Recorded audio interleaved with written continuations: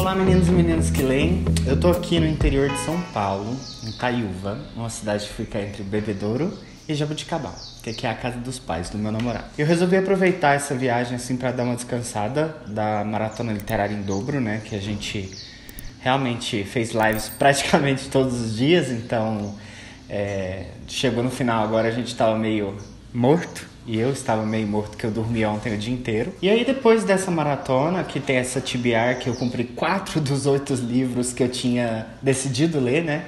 Eu posso voltar às minhas leituras normais. E aí eu escolhi o Sol da Meia-Noite, que é um livro que eu prometi ler pra vocês já faz algum tempinho. E era pra eu ter lido no começo do mês passado, e nós já chegamos em setembro e eu não li. Então é a minha leitura atual, vou gravar esse vlog pra vocês, pra que vocês saibam em tempo praticamente real o que eu tô sentindo em relação às páginas, à história, a essa narração vinda do Edward, né? Porque a gente tá acostumado com a Bella, ou no máximo com o Jacob, que é essa narração de amanhecer, que eu inclusive gravei vídeo e que eu vou colocar aqui no cantinho pra vocês. Então vamos lá, né? Vamos ver o que a autora reservou aí, o que ela resolveu fazer com essa história. E nos últimos 20 anos aí ela vem preparando isso. Não sei se é os últimos 20 anos, mas acho que deve ser. E eu vou me deleitar com isso aqui e contando pra vocês o que eu vou achando à medida que eu vou ler. São 727 páginas, então é muita coisa. Aliás, o que tá dando nesses autores de fantasia que eles estão lançando livros cada vez maiores, gente? Eu não tô entendendo isso, não. A gente é leitor, mas a gente não dá conta de ficar lendo calhamaço o tempo todo, não. Me ajuda. Vamos lançar aí uns livros de 300, 400 páginas, um pouquinho pra variar.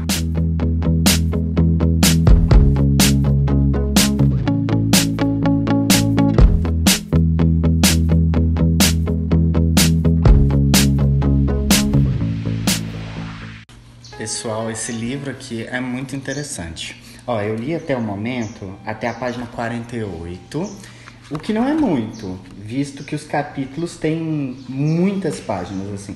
Eu li o primeiro capítulo, que é essa parte inicial aqui da história, chama A Primeira Vista, que é o momento em que a Bella vai conhecer o Edward, né? E como é narrado na versão dele, a gente vai ver o que acontece naqueles primeiros dias, depois que eles se veem lá, né, no refeitório. Ele é obrigado a fugir, ele foge lá pra casa das primas dele, né, do clã Denali, pra ver se ele fica um pouquinho quieto lá e tenta esquecer da Bella. Só que aí tem uma coisa que é interessante, que é a relação dele com a Tânia, que é muito legal, assim, mostra que realmente ela tinha bastante interesse nele, ela queria que ele fosse realmente alguém que amasse ela, sabe? Mas ao mesmo tempo ela entendia que ele não havia encontrado ainda aquela pessoa que ele gostaria de passar a eternidade com ela, né? E o que eu achei legal também foi que, pelo fato dele ler mentes, né, a gente vê realmente o que ele acha das pessoas que andam com a Bella. Então, no livro, com a narração da Bella, ele fica o tempo todo tentando ser educado, tentando ser polido e tal, com essas pessoas. Mas aqui, por exemplo, ele detesta a Jéssica, que é uma personagem que, enquanto tenta se fazer de boazinha ali na frente da Bella, né, ela fica com pensamentos do tipo, ai, por que essa menina é desse jeito? Lógico, a Bella percebe isso, mas o Edward, ele traz essa leitura completa, assim, ele realmente tem muita vontade de proteger ela dessas coisas, desses pensamentos, do que os homens da escola pensam dela. E ele sempre foi muito honrado, assim, pelo menos nesse livro aqui a gente fica sabendo disso com mais detalhes. E eu acho interessante essa ideia dele, que ficou bem clara, assim, de que ele pensou em largar de tudo, pensou em fugir pra não ter que lidar com a Bella, né? E acabou percebendo que, na verdade, ele não gosta, né, de não enfrentar as coisas de frente. Ele se sentiu meio como o Jasper, assim, né? Que o Jasper, ele ainda tinha aquela sede forte e tinha medo de ficar perto das pessoas. Com a Bella, ele se sentia da mesma maneira, ele se sentia fragilizado.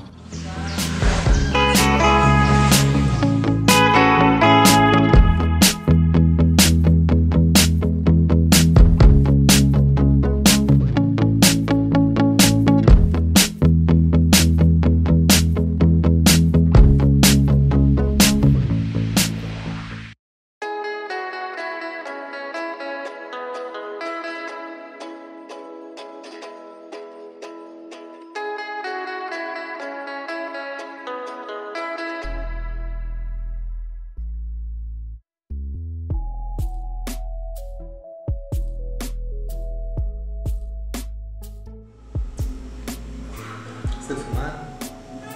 Eu tô aqui fazendo pose pra foto.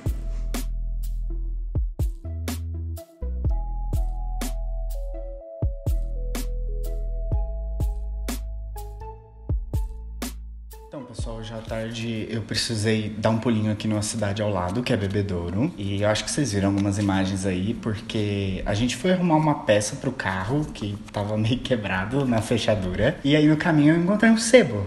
E o que faz um leitor quando encontra um sebo no meio do caminho? Entra e compra um livro, né? Eu tava assistindo Gilmore Girls esses dias pra trás, e é uma série que eu adoro. E aí um personagem deu pra Lorelai, na verdade não deu, emprestou.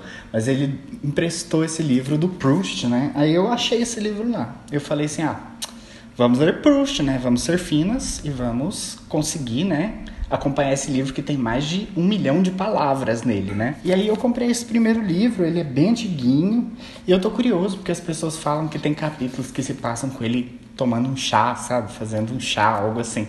Tô realmente curioso. Não vai ser esse mês que eu vou ler, porque esse mês já tá carregado de coisas que eu tenho que ler, né? Mas ele vai entrar com carinho ali na minha estantezinha, né, improvisada atrás da porta, e aí ele vai ficar lá até a hora certa de eu ler. Mas voltando ali ao nosso assunto principal deste vlog, que é o Sol da Meia-Noite, eu tenho que confessar pra vocês, assim, que nos últimos 2 dias eu não estava muito empolgado com a leitura, não. Eu comecei a ler, né, o livro. Eu agora acabei de chegar na página 100 e fiquei chocado de ver que foram 4 capítulos de 25 páginas cada uma. E pelo menos aconteceu alguma coisa, né, nesse último capítulo, que foi a questão da Bella quase ser atropelada, o Edward atravessar correndo e salvar ela. E eu pensava que a Bella era dramática, mas o Edward, ele tá muito mais dramático ainda. Porque ele tá descobrindo que ele é apaixonado pela Bella através das visões da Alice. E alguns personagens que estão ali em volta dele, né, da família dele, o Jasper, por exemplo, é contra isso. A Rosalie é totalmente contra. Eles querem simplesmente matar a Bella na calada da noite, aproveitando que ela bateu a cabeça, pra não ter problema com o disfarce deles, né, de serem uma família de vampiros. Eu vou continuar lendo aqui, né, eu tô no capítulo 5, que é Convites, tô curioso pra saber sobre o que vai falar. Tem aí 600 páginas pela frente desse livro. Vamos ver aonde ele vai nos levar, porque eu tô curioso pra ver esses desenvolvimentos do que acontece no livro de Crepúsculo pela via do Edward, né? Que, aliás, é muito mais dramático do que a Bella. Eu nunca imaginaria isso dele. Então, gente, eu cheguei em casa da viagem e a gente trouxe essas plantinhas. Olha que bonitinhas. Meu namorado comprou um monte de vasinho igual, menos esse aqui, que é da manjericão, que ele nem achou que ia estar vivo quando a gente voltasse, mas está vivo. E aí a gente montou esse pequeno espaço de plantas e até agora minha gata não destruiu essas plantas, o que já é uma coisa boa.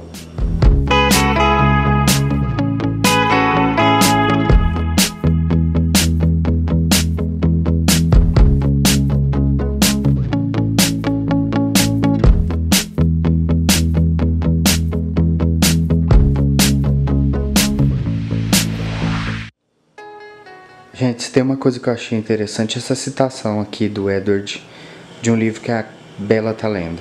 A Bella sempre lê clássicos, né? Então ela tá lendo Razão e Sensibilidade. E Razão e Sensibilidade foi o livro que eu li no mês passado no Clube do Menino. Olha que sintonia! Então, pessoal, eu tô de volta, né? Minha gata está um pouco depressiva, como vocês podem ver nessas imagens que estão passando aí sobre minha voz neste momento. Porque lá ela tinha lugares pra passear e aqui nós moramos num AP. Então ela deve estar se sentindo como eu me sentia quando eu voltava das férias na casa da minha tia, no Goiás, sabe? Que era uma tristeza só, uma depressão só. Mas voltando aqui no Sol da Meia-Noite, é um livro que eu estou lendo ainda. Eu tô na página 182. E este livro não tem sido, assim, o que eu pensei que ele fosse ser, sabe? Tô gostando, não me entendam mal, não me cancelem por causa disso. Mas não tanto igual eu gostei de Crepúsculo. Eu vou confessar pra vocês que eu gosto muito mais da narração da Bella. E eu entendo por que narrar tudo isso na visão da Bella, porque é muito mais fácil você se identificar, né, com uma adolescente que entra neste mundo sobrenatural, do nada, do que com um vampiro que é jovem, mas que passou 100 anos da vida dele ali naquele mundo sobrenatural e que agora se apaixonou perdidamente pela Bella, né? E uma coisa que é interessante eu citar pra vocês, assim, que eu tô achando interessante pelo menos, é que a autora viu as nossas preces. ela está desconstruindo a narrativa de possessividade do Edward no primeiro livro e realmente conseguindo fazer com que a gente entenda esse lado super protetor dele, assim. Ele tem muita insegurança em relação a Bella. Todos os momentos ele é tão seguro quanto ela, né, como eu já falei, mas ele tem medo de perder ela. E é um medo muito forte, porque ele é praticamente indestrutível. E ela não. Ela é totalmente humana e ela pode morrer a qualquer momento. Ele fala que ele tem medo dela pegar uma doença, de alguém brigar com ela e alguém assassinar ela. Todas essas coisas, assim, essas possíveis causas de mortalidade humana, né? Ele tem medo de que aconteça com ela. Então, esse é o fator que leva ele a ser tão possessivo com ela. E a autora tem uma frase aqui, eu não sei se eu vou achar ela aqui agora na correria, que queria saber sobre a viagem dela a Lapush, né? Que acontece no primeiro livro, e ao mesmo tempo ele se questiona, ele fala assim, mas eu não posso ser dono dela, sabe? Então ela realmente desconstruiu essa ideia, né? Colocou o Edward um personagem um pouco mais realista em relação à relação que ele tem com ela e menos possessivo, realmente, assim, eu tô sentindo essa mudança neste livro.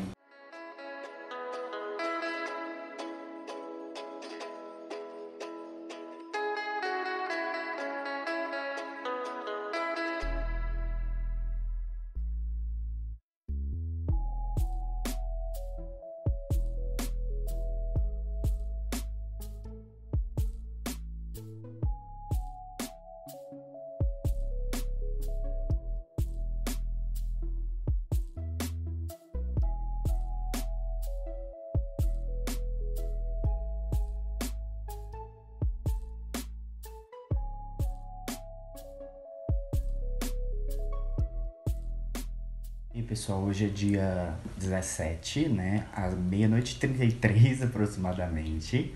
E eu estou chegando atualmente aqui na página 392. Eu cortaria facilmente aí umas 150, 200 páginas desse livro até agora. Mas o que eu posso dizer que eu achei dessa leitura até o atual momento? Vamos lá. Primeiro, eu tenho a sensação de que é uma outra história. Eu não lembro de nada de Crepúsculo enquanto eu tô lendo, sabe? Essa ideia de trazer a visão do Edward em relação à história, eu achei que foi muito perspicaz, no sentido de que ela construiu uma nova história em cima daquilo ali. E a narrativa dele, assim, o jeito com que ele narra, é muito mais detalhista do que a Bella. Então, são 400 páginas aqui que eu tô quase chegando, em que muita coisa não acontece, sabe? E isso é um ponto ruim que eu tenho, assim, a apontar no livro. Uma das coisas que eu gostei bastante talvez seja o foco que dá para os personagens da família do Edward, né? Da relação familiar que eles têm. Por mais que ele seja um vampiro, aqui fica bem claro de que a família deles, o clã deles, tem essa tranquilidade em lidar como se eles realmente fossem uma família. O Carlisle, ele vai assumir esse papel de pai mesmo. A Esme, ela tem momentos em que ela assume o papel de mãe. E os irmãos do Edward são realmente irmãos, sabe? Não são criaturas sedentas por sangue que querem se degladiar e se matar o tempo todo, sabe? Tudo isso é muito importante. A gente acaba conhecendo uma nova faceta de alguns personagens e ganhando mais amor ainda pela Alice, no caso, que é uma personagem maravilhosa, assim. Ao longo dessa história, ela vai ganhando realmente muito espaço e eu estou extremamente feliz com isso, porque ela, pra mim, é uma das minhas personagens favoritas de Crepúsculo, se não a favorita. Mas lá ela só faz uma participação especial, é uma coadjuvante de luxo, né?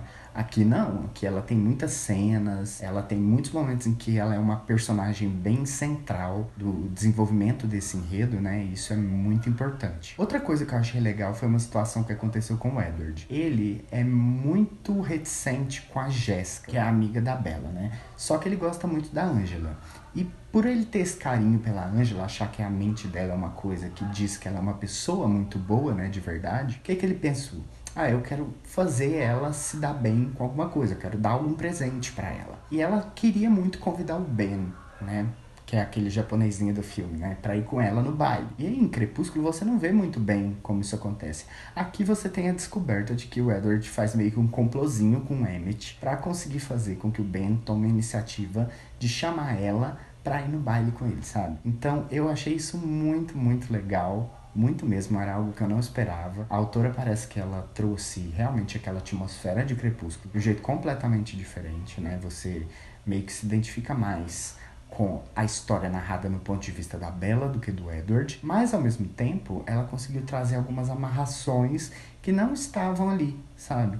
coisas que seriam importantes em uma história que caminhasse por si só. Se esse livro aqui fosse um livro que ele começasse uma história, ele talvez não teria sido o sucesso que foi, né? Até por causa dessa questão da identificação com o vampiro, né? Mas, ao mesmo tempo, ele teria elementos suficientes para te trazer uma história completa, para não parecer que você simplesmente pegou o protagonista, inverteu a lógica da narração e colocou lá a história acontecendo sobre o olhar dele. Tem muitas coisas que ele vivencia aqui que são extremamente importantes e interessantes. E você acaba entendendo um pouquinho, e é até engraçado pensar isso, que o Robert Pattinson meio que fez uma atuação que é muito próxima do que esse livro narra do Edward. Então, das duas, uma. Ou ele realmente já sabia a essência daquele personagem, por mais que ele odiasse o personagem, ou a autora baseou-se, né, na atuação do Robert Pattinson para colocar essas cenas aqui. Fica a dúvida, né?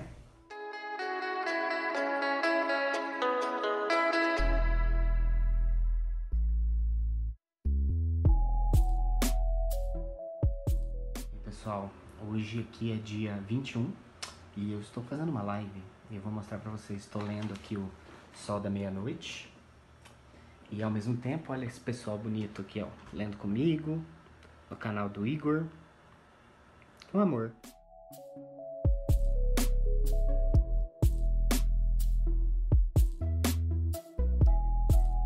Gente, hoje é dia 30 de setembro, eu acabei de gravar um videozinho que vai sair pra vocês, né, provavelmente amanhã. E eu não sei quando que esse vídeo vai sair, porque eu não sei quando que eu vou terminar esse livro. Sim, já faz quase um mês que eu estou lendo Sol da Meia-Noite. Eu tive que parar ele várias vezes, porque eu tinha algumas leituras conjuntas já combinadas, então não tinha como fugir. E atualmente eu tô na página 633, capítulo 26, ou seja, faltam 3 capítulos e 70 páginas, mais ou menos. E aí, chegou naqueles capítulos de 15 páginas, né? Porque tinha antes, né, 40 páginas dentro de um capítulo e agora 15. Né, para encerrar do jeito que Stephanie Meyer fez com Crepúsculo, sem nada de diferente. Estamos aí agora no momento em que o James rapta a Bella, né, leva ela pro estúdio de balé, e a gente já sabe tudo que vai acontecer, e eu tô curioso para saber este outro lado, né, de como vai ser quando o Edward chegar no lugar, como que ele vai se sentir, o que que ele vai fazer, que é realmente a razão de eu ter lido as 720 páginas desse livro no final das contas. Uma coisa que me deixou bem feliz, assim, a autora, ela conseguiu desconstruir. Realmente. Ela sabia que o público dela não ia abraçar aquela história maluca, né? De um romance sem limites. Então, ela impôs limites. Ela fez com que a Bella fosse uma mulher mais forte, na visão do Edward, e que ele, né, tivesse um pouquinho mais de sentido ali nas ações dele. Ele continua vendo ela dormir durante a noite? Continua, porque não tem como refazer isso. Mas, pelo menos dessa vez, ele não parece tão psicótico quando ele faz isso, sabe? Porque quando a gente via pela narração da Bella, era uma coisa meio estranha. Não vou mentir, não. Mas eu vou ver se eu termino de ler essas últimas páginas hoje ainda, porque se eu conseguir, eu consigo soltar esse vlog ainda essa semana pra vocês. 3 days later.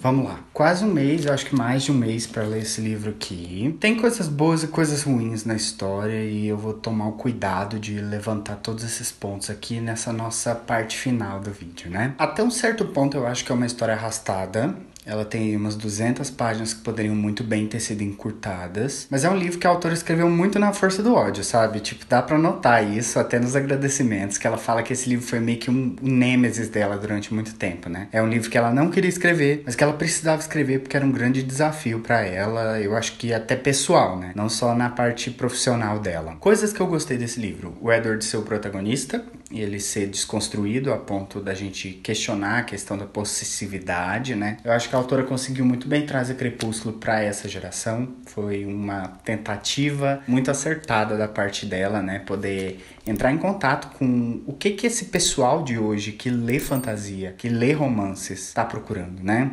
E ela realmente trouxe essas mudanças para melhor nesse ponto. Nós conhecemos um pouquinho mais sobre a família do Edward, sobre a relação que eles têm entre eles. De certa forma, como Crepúsculo era narrado pela Bella, ele era um livro assim que girava em torno dela, né? Então girava em torno das relações que ela tinha com as pessoas. Então a gente não viu muito do Carlyle, a gente não viu muito da Esme, a gente não viu muito nem da Rosalie, sabe? E o Jasper e o Emmett eram personagens assim relegados ao segundo escalão. Às vezes eles eram importantes, como o Jasper ali em Eclipse, mas assim, Sabe quando fica jogado? Eu achei eles bem jogados na primeira quadrilogia. E aí nesse livro a gente conhece um pouquinho sobre cada um deles, a gente conhece um pouquinho sobre a Rosalie, os motivos pelo qual ela odeia a Bella. E além disso, ainda tem uma parte muito legal, que é a origem da Alice, né? A autora foi muito perspicaz no final do livro, assim, em trazer novamente essa questão. Lógico, ela podia ter aprofundado mais? Podia. Ela só jogou lá que a Alice era uma jovem que era perseguida pelo James, com a mesma intensidade pela qual o Edward tinha em relação ao cheiro do sangue da Bella, né? O cheiro da Bella era algo muito forte pra ele, do mesmo jeito que a Alice era pra esse vampiro. E aí tinha um vampiro mais velho, né? Que ele viu aquilo acontecendo. Ele transformou a Alice antes que o James a pegasse. A gente entende um pouquinho as motivações, assim, desse personagem, porque que ele é tão obsessivo ali em rastrear a Bella, né? Como a Bella ficou em segundo plano, eu gostei muito de ver a forma com que a autora retratou essa personagem, sabe? Ela é muito mais forte do que ela aparentava ser em Crepúsculo, e isso é um ponto a mais pra essa história, e eu gostei bastante. No finalzinho, né, nos últimos capítulos, eu fiquei bem feliz de ver que ela consegue explicar algumas coisas que ficaram bem jogadas em Crepúsculo, né? Aqueles 4 capítulos finais. Mas eu achei que ela exagerou um pouquinho ali, principalmente no final. Mas ela deu de presente pra gente ali 2 momentos que eu achei muito importantes. O primeiro foi a Renée, né? A conversa que ela tem com o Edward. E é muito interessante ver que tanto ela quanto o Charlie tem um espacinho aqui na história que a gente conhece um pouquinho mais sobre a psique desses personagens, né? E no finalzinho a gente vai percebendo os easter eggs que ela vai jogando, né? O Edward, ele já começa ali a decidir a partida dele em Lua Nova, né? Não decide, ele sabe que é necessário pra ele ir embora, né? Ficar longe da Bella pra protegê-la, mas ele já começa a ter esses pensamentos aqui que vai amarrando a história pra chegar no ápice, que é quando o Jasper ataca ela ali no comecinho de Lua Nova, no primeiro capítulo, se eu não me engano. E o Jacob que começou a crescer, né, e ele tem aquele encontro com a Bella na hora do baile, e eu achei muito, muito legal, assim, ele falar do perfume ruim que ela tá usando, sabe? Ele começou a aprimorar a questão do cheiro, começou a ficar com um pouco de receio de estar no mesmo lugar que o Edward, mas é interessante ver, assim, que ela conseguiu amarrar as pontinhas que ela desejou. Eu tenho que falar um pouquinho também sobre a cena da Alice, né, que a gente conhece realmente, vê em ação esse dom dela de ver o futuro, e ela começa a fazer várias simulações, o que é bastante interessante, assim, né, se você for parar pra pensar, porque até o momento a gente sabia que ela via o futuro, mas a gente não sabia como funcionava, né, sabia algumas regrinhas, mas nunca tinha visto em ação. E aí a autora, ela descreve minuciosamente o momento em que ela tá fazendo as tarefas ali, inclusive o capítulo, se eu não me engano, é o capítulo 28, as tarefas, deixa eu conferir aqui, mas eu acho que eu tô certo, é o capítulo 27, as tarefas. E esse capítulo é muito interessante porque ela vai tomando algumas decisões em relação ali ao tempo e às escolhas dela que ajudam ela a saber o que vai funcionar melhor para esconder a verdade dos pais da Bella e de todas as pessoas que circundam esse núcleo narrativo, né, de personagens que é a Bella e o Edward. E pra mim foi uma sacada genial. Eu acho que eu não tenho mais nada a falar, assim, da autora, porque ela realmente soube o que os fãs queriam nesse livro que ela levou aí bons 12 anos pra escrever, se eu não me engano, né? Então, pessoal, nosso vlogzão vai chegando ao fim, porque foi um vlog imenso. Mas eu quero agradecer a vocês, e se vocês gostaram desse vlog, já deixa o seu like, se inscreve aí no canal e vem participar comigo aí dessas discussões. Eu tô lá no Twitter, tô no Scooby, tô no Instagram e em outras redes sociais aí como o Facebook também. Tento estar sempre presente, mas às vezes com a correria não é possível. Mas eu convido você a fazer parte disso tudo comigo, tá bom?